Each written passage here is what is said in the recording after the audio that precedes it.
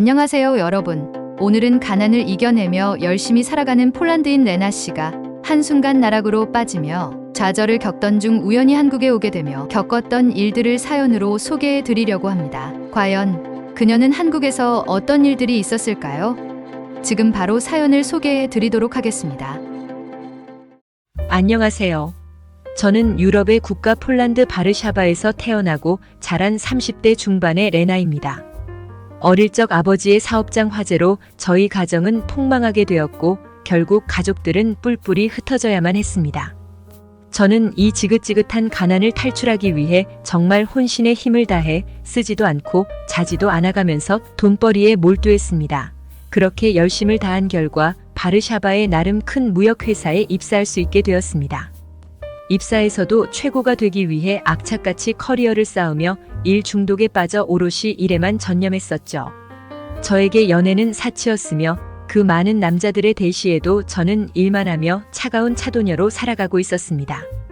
그 결과 입사 10년 차에 드디어 회사에서 부장으로 승진하게 되었습니다. 그것도 초고속 승진으로요.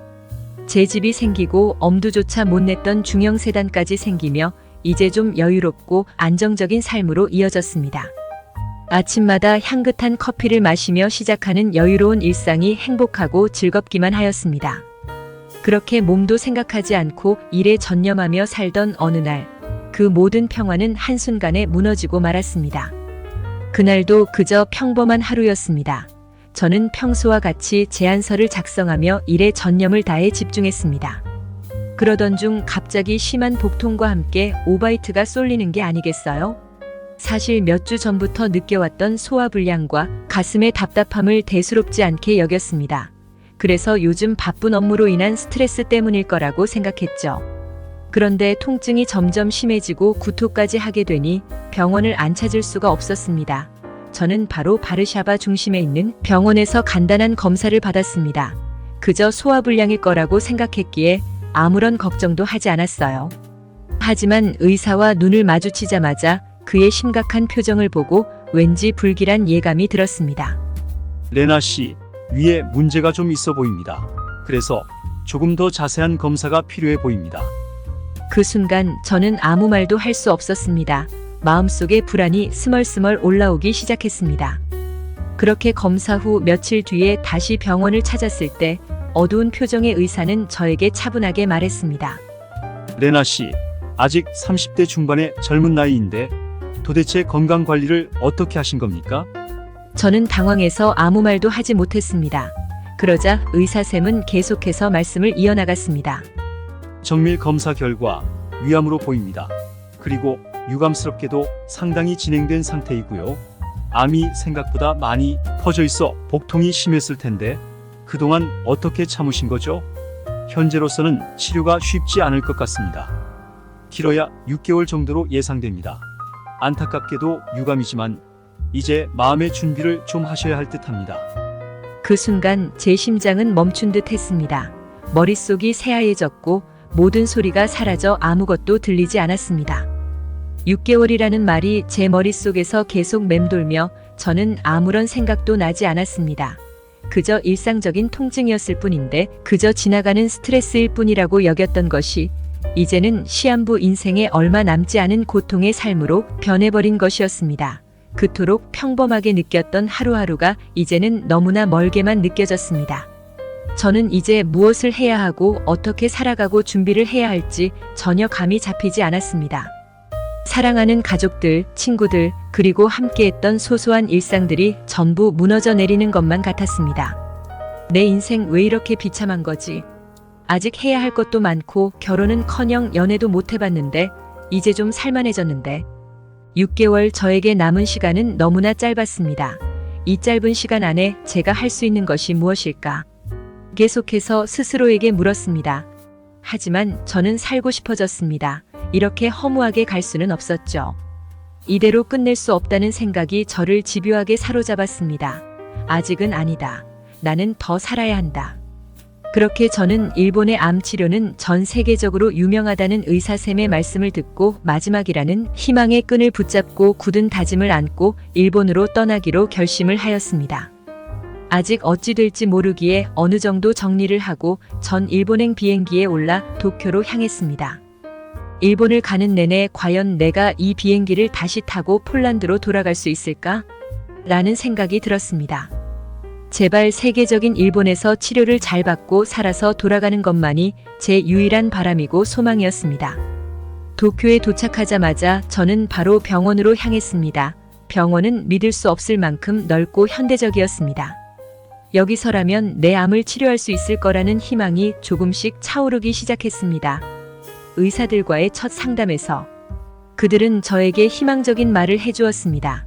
완치는 어렵겠지만 종양을 제거하고 나면 암의 진행 속도를 늦출 수 있다는 것이었습니다. 저는 그것만이라도 된다면 좀 더 살 수 있겠구나라고 생각을 하게 되었습니다. 저는 이 말에 살짝 위안이 되었고 그렇게 수술을 받기로 하면서 작은 희망을 품은 채 수술대에 올랐습니다. 수술은 비교적 성공적으로 끝난 듯 보였습니다. 의사들은 종양의 일부를 제거하는 데 성공했다고 말했습니다. 수술 후 회복하는 동안 저는 다시 한번 삶을 꿈꾸기 시작했습니다. 하지만 그 꿈은 그리 오래가지 않았습니다. 수술 후 몇 주가 지나 다시 병원을 찾았을 때 의사들은 무거운 표정으로 저에게 이야기했습니다.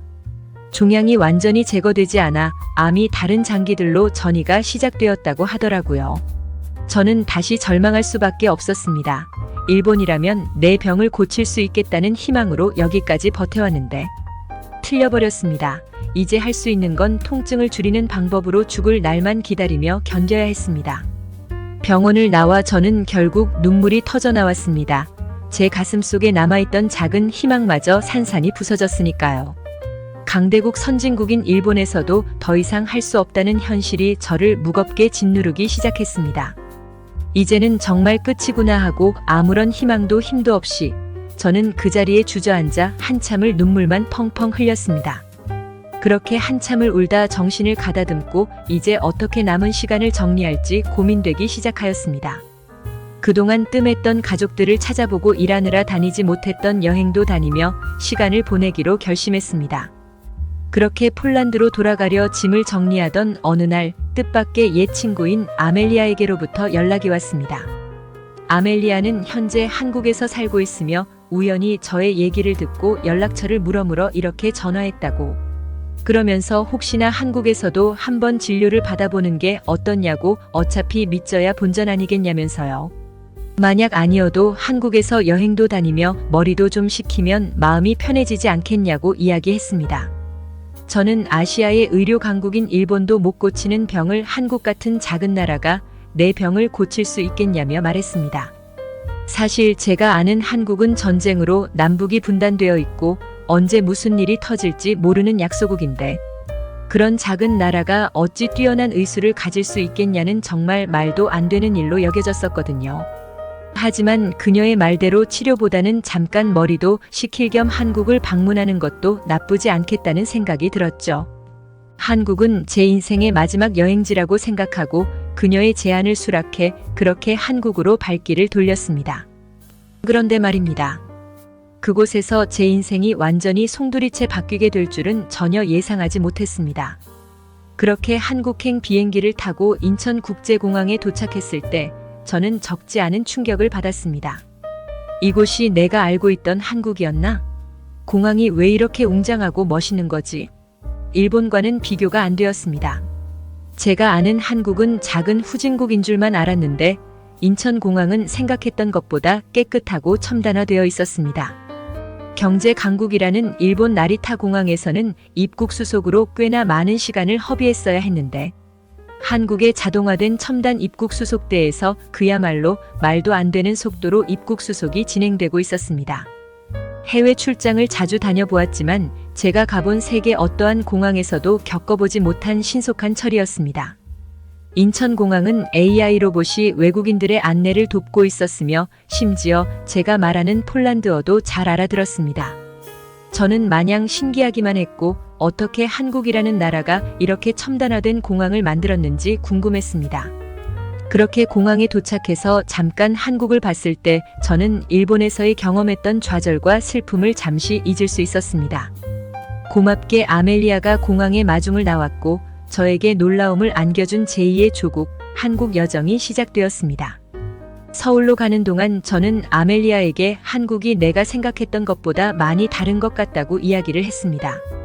그러자 그녀도 처음엔 자기도 한국에 대한 이야기를 들으면 믿지 못했는데 막상 와보니 정말 대박인 나라이고, 그래서 한국에서 살기로 작정하고 모두의 반대를 무릅쓰고 폴란드를 떠나왔다고 하였습니다. 그러면서 IT뿐 아니라 의료 시스템도 굉장히 발전해 있고 암 치료로 유명한 병원들도 많다고 하면서 의외로 치료를 받고 완치까지 되는 환자들을 많이 볼 수 있다고 이야기를 해주었습니다. 하지만 저는 일본에서 있었던 치료의 실패로 아멜리아의 말을 그저 흘려듣기만 하였습니다. 왜냐하면 대국이라는 일본도 하지 못하는 것을 과연 그보다도 못한 한국이라고 할 수 있을지는 의문이었으니까요.